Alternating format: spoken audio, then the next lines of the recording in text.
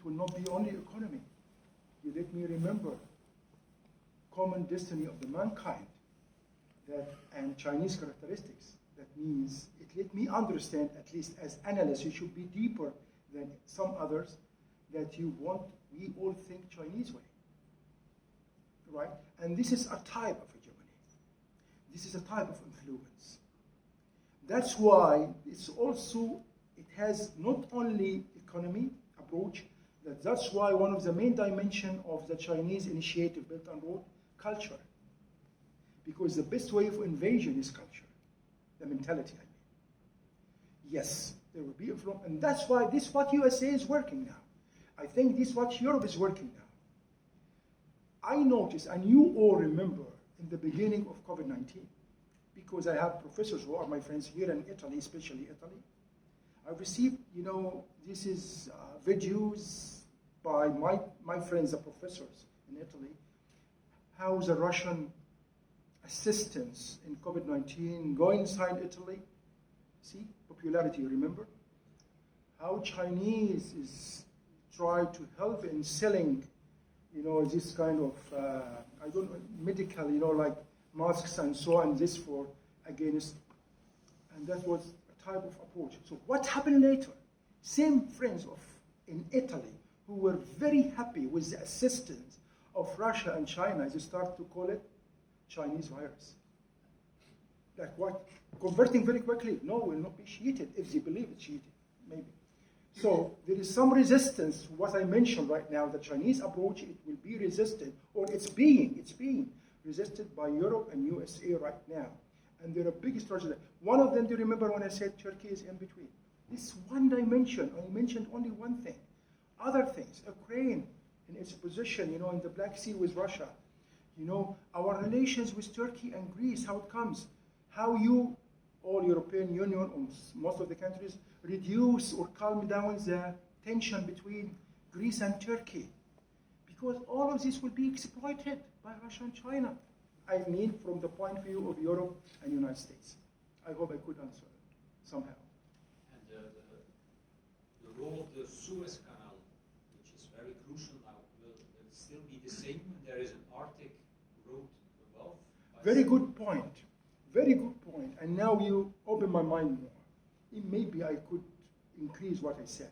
I talk now more political. There is something economic. Chinese is doing something very perfect, actually. اللي بيسميها اللي هي المنطقة الصناعية, industrial areas or trade areas, by China. They are in Egypt, in Suez, and in Port Fuad, somewhere in Port Said, all at Suez Canal, and in some other, like as I mentioned, in Turkey and so on. So in Europe, like Turkey, like in Greece, which I mentioned, in Egypt, at the border of Suez Canal, in Suez and Port Said, if you remember the locations. So they have like trade areas, like free zones, something like that. And this it's type of way of investments inside this country. And this will increase influence, as I told you, through economy this way, in the countries for sure. By the way, 2 industries of Chinese vaccine now in our region. Do you know where? In Egypt and Emirates. In the time KSA refused the Chinese vaccine, right? So, but these are type of trade and commerce and existence, and clean the reputation of China as well. But by the way, if I look from the other side, let me talk about my country, Egypt. How Egypt, I think towards that. Okay, welcome to our investors. Welcome to Chinese, to Americans, to Russians, to Belgian, to whoever. Welcome, Japanese, Korean, anybody come and invest in our country. So this is another way, which is, we don't have only one source of weapons, we don't have only one source of economy as well, or investment. You're welcome to everybody. It's not occupation, but to the other side, it's type of influence. Yeah. I have a question. I'd like to hear your opinion about possible consequences if there is no agreement between Egypt and Ethiopia and Sudan about the river and the sharing of water. Because right now there is still no agreement. So what would be the consequences? Okay, What could be the I will say my opinion. Really, I don't know what are the opinions of the three countries, like Ethiopia, Egypt, and Sudan. Two possible course of actions or something, or possibilities will happen, or scenarios. One of them to fight, one of them to keep calm. Both of them is bad to Europe. Why? If to fight, that means, as I told you, Horn of Africa is different from North of Africa, different from Central Asia.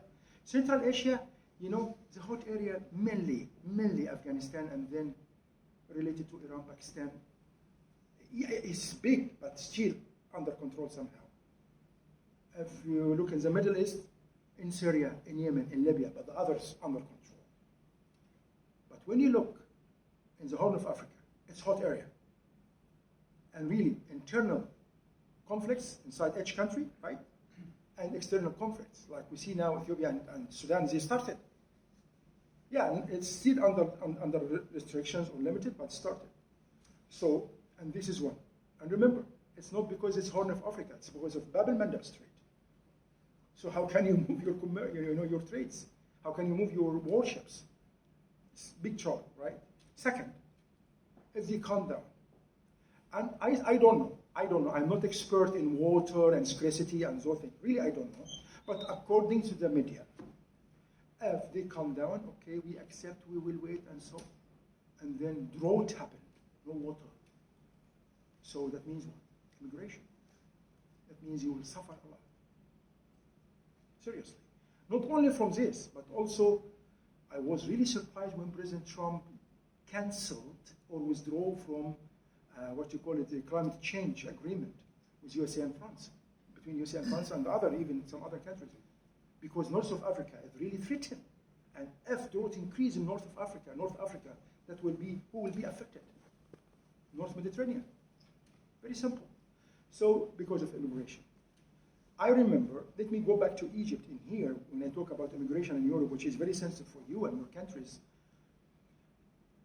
Do you remember when I told you about the Arab League conference with European Union #1? It will be every 3 years, by the way, so 22 will be the second one. I met one of the diplomats in this meeting. It was in Sharm el-Sheikh.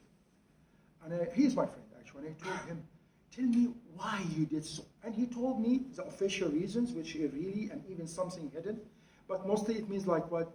Yes, as I mentioned, we have to remember Arab League, we have to blah, blah, blah. And one of them, it was reward to President Sisi. I told him, how? He told me because he promised that he will stop immigration, illegal immigration, from the southern shore of the Mediterranean, and he did it. So that's why, not because Arab League in Cairo. So to do it in Sharm el-Sheikh, that means it's in Egypt, not in the Arab League, different, by the way. Arab League, you know, the building in Cairo. So if you do it in Arab League, it should be in Cairo. But if you do it in Sharm el-Sheikh, that means you did it in Egypt as a country, not as Arab League. So that was something like reward. So it was something like good in advance that as Egypt, I'm helping in stopping immigration. So that's why he says, be careful and help me in this issue. I don't want more than my right. Otherwise, I cannot stop what I promised to stop before. Yes, please. You never mentioned Jordan in the Yeah. For us, for Europe, and for Belgium and France, it's remaining a reliable friend. Yeah. Let's say, and a good entry point to the area. And what? A good entry point for us in the area. Yeah. How do you see this country in the equation, and certainly for the future? Very good point, thank you. And I'm sorry that I really forgot it. It shouldn't be forgotten, Jordan especially. Some geopoliticians, like my dear friend Mark Laverne, the professor, maybe they know about this or they repeat it. I'm not sure it's right or wrong, Mark. You know, when you divide borders of countries, usually you try to make some resources in each one, right? Jordan is part of, it's not new country. It's not old country, but it's not new also, but it's not that old. So it's newly created in terms of some years, somehow. It doesn't have resources. The importance of Jordan, I believe, and some geopoliticians believe, that it's a buffering zone between Israel and Iraq, between Sunni and Shiite even somehow. Israel is not Sunni, for sure, not Muslim, but I mean, something like that. That's why, as much as Iraq is strong, Jordan is important.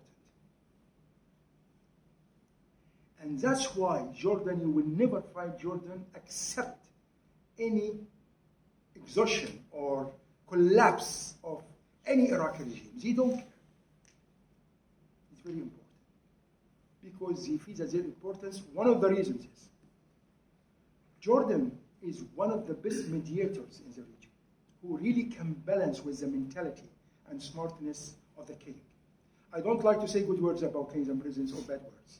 I'm not that person, but we have to be also honest. One of the smartest leaders right now, in my opinion, Jordanian king,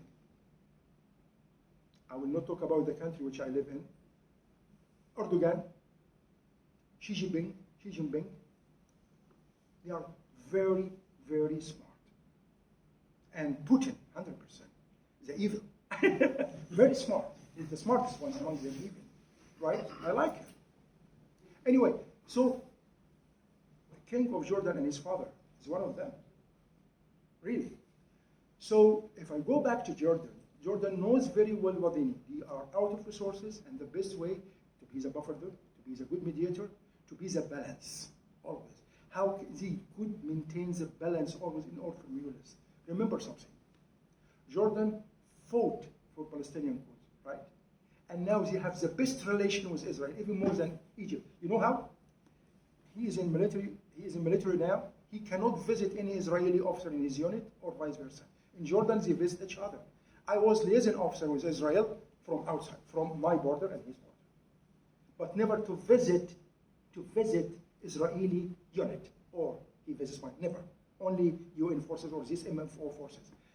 Jordan, they visit each other. So from the worst relation to the best relation, but until now, I think in Jordan, some millions, 1, 2 millions Palestinians in Jordan, and they contain them, right? So here, in Palestinian cause, Jordan is there. Fighting terrorism, Jordan is there. Buffer zone, as I told you, which is geopolitically should be known, Jordan is there.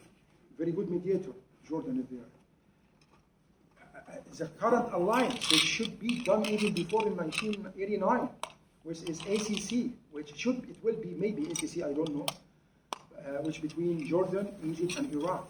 This comes, from east to west, directly, like that. And it will be like free trade, it will be like good relations in terms of fighting terrorism and mutual information, as I told you, and so on, and even electricity.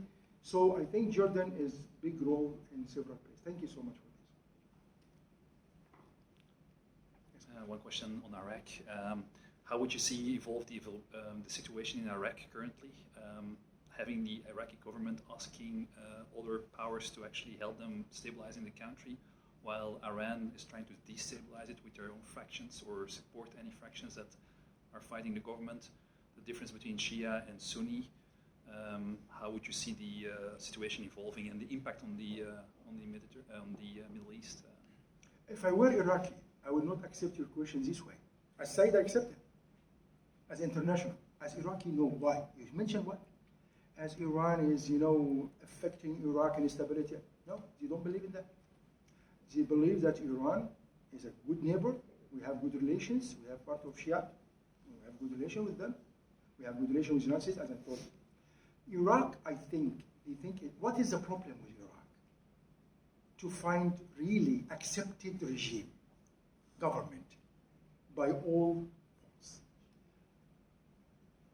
Yes, as international now person, I can say yes, Iran is working, playing in Gulf, some Gulf countries have to play in that because of Iran. USA, Iraq is very important to us, not only because the source of energy and so, but Iraq geopolitically, who can forget that Iraq invaded Kuwait before? That was disaster, affected all over the world. Kazemi right now, he did a few weeks ago Baghdad summit. Please read about it.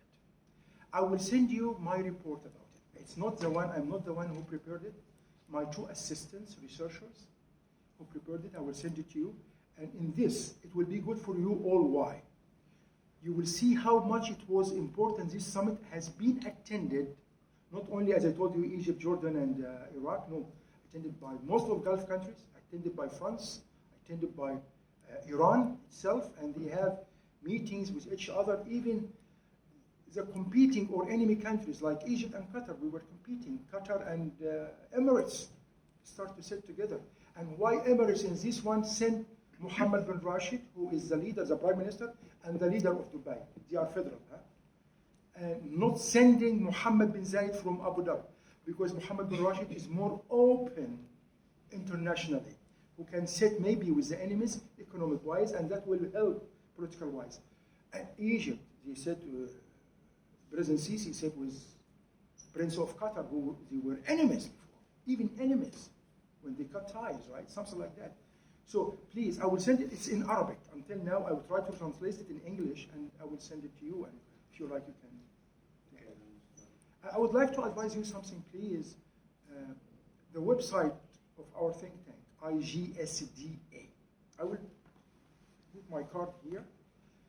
You will find in English and Arabic for us, you know, what we write usually. And most of what I write, you know, mentioned here. So maybe you can see IGSDA.org. India, Gulf, Sierra, Delta, Alpha.org. IGSDA. You will find a lot in English, Arabic, one of them in French. So, the link is here. In the last of the paper, and there's a front slide, even the front slide to find. Yeah, so, Iraq, they think right now they would like, okay,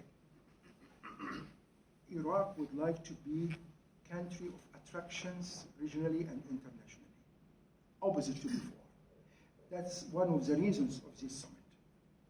They would like to secure their outside external depth to secure more the very fragile internal depth.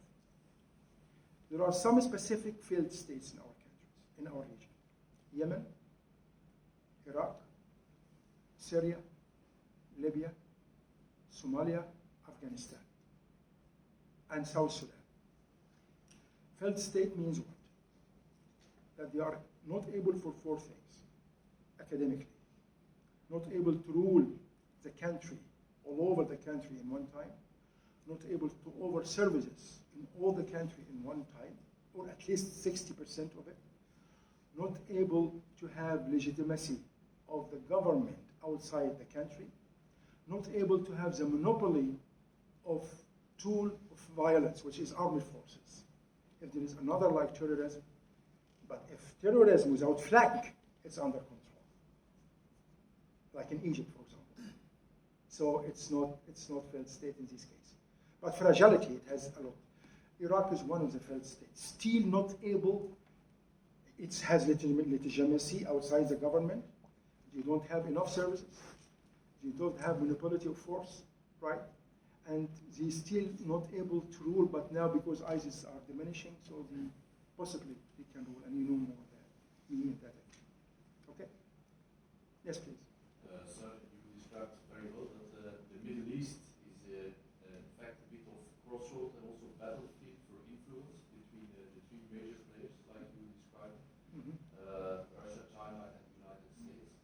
And also that in the same area there are emerging regional powers like Iran, Egypt, and Turkey.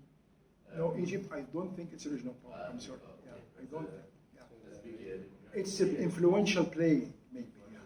Sorry. Yeah. Would that condemn de facto the Middle East to become the battlefield for a proxy Wait, wars? say again? Say the question Would again. it condemn the Middle East to be a battlefield for proxy wars for influence between multiple players? Not like before. Good point. Not like before. It will decrease. Why? To have a proxy, it means two things. Increase instability because it did not work well in Yemen, in Syria, in everywhere. It did not work well, right? Second, a lot of money. It cost a lot of money. Saudi Arabia now suffering. It's well known everywhere. Why Emirates withdrew? They said, okay, let me invest in technology, invest in men, people, the human power, invest in anything. Stop war. They have 60,000 people only fight, 6,000 soldiers, I mean. Really imagine. So they start now. Yeah. So that's why proxy war, I think, will be a bit less than before. Except, I'm not sure about Horn of Africa. Because it's not under control as others. This is my opinion. Yes, please. My Korean friend, I love your country. I love your country, man. Thank you, sir. Thank you for your lecture, first of all. Actually, you are a former general, sir. So I think you can understand what I'm saying. We have some rules to follow here. Rules are rules because in accordance to our articles, our charter that we make when we start our the advanced course, we're not allowed to have ask any question after Friday 12th. So it's time to wrap up. I already saw 5 guys broke the rules that they're gonna have some kind of punishment. They're gonna You're gonna break it buy as a well. beer. You're gonna break it as well. You're gonna break it as well. I know it's not a question. So I'm just telling that that just understand that fact. So if you have some questions, if you are okay, we're gonna send you in writing. So you could maybe I'm serious about this. Is it okay? That I will No more reply to questions, you, phone call, and I will pay for it. Because I'm very busy. I cannot reply in writing okay. now. I'm serious about that, wallahi. I will pay for the phone call. I can call all countries. I can call even here. Accept that, please, that I will reply with phone call and explain. I'm sorry. But anyway, I respect that. I respect that. Korean people are nice, not like them. I'm joking. Yeah. Anyway, we have 2 minutes. Please, quickly, 1 minute. Any other question? Any one more? I won't tease him. I won't tease him. Please, please. Don't be shy. Sorry.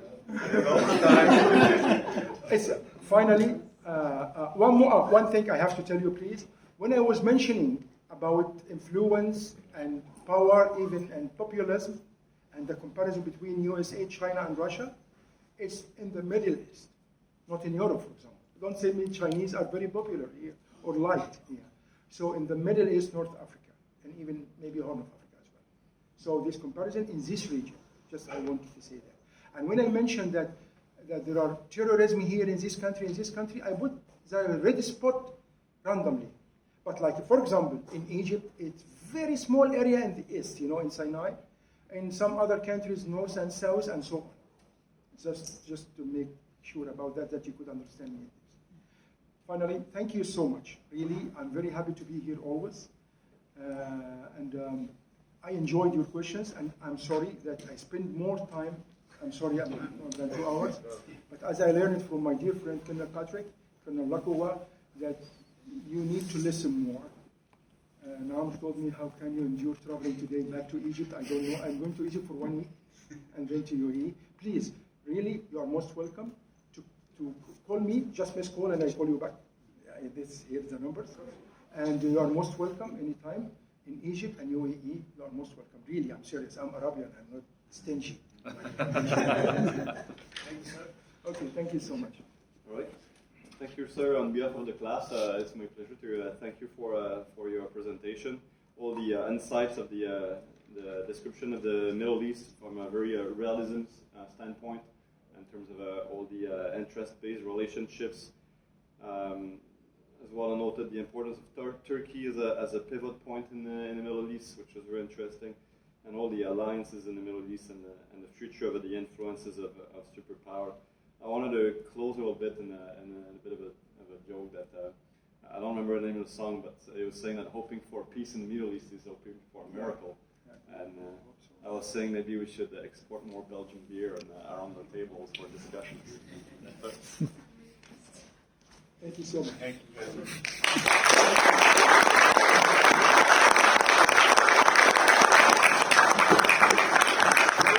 This afternoon we don't have a program. I wish you all a very nice weekend and a good next week.